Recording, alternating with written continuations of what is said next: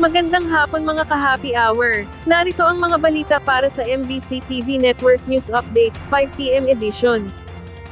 Magkakaroon ng taas presyo sa mga produktong petrolyo, epektibo ngayong huling Martes ng Mayo.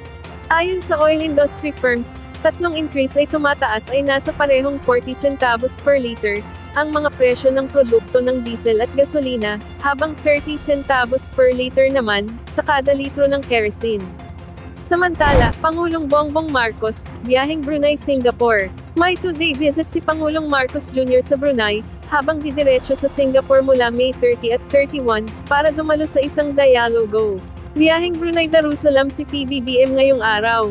Ito ang unang state visit ng Pangulo sa Brunei, kung saan magkakaroon siya ng bilateral meeting kay Sultan Hassan al-Bolkiah, at iba pang opisyal.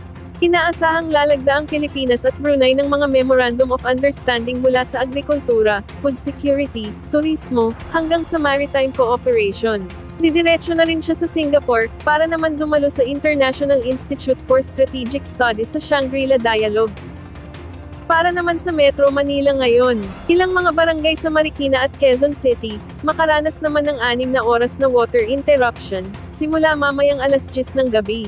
Ayon sa Manila Water, dulot ito ng emergency declogging and flushing activity, ang apektadong lugar sa bahagi ng Barangay Malanday sa Marikina, habang line maintenance activity naman sa Barangay Duyan-Duyan, Claro, at Quirino 3A sa Quezon City.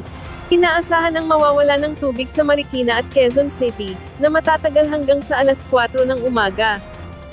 Ating alamin ang mga latest update mamayang alas 5:30 ng hapon, sa programang Metro Manila Ngayon, Afternoon Edition.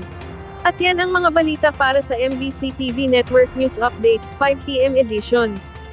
Samahan ninyo kami bukas, mula alas 9 ng umaga, hanggang alas 5 ng hapon.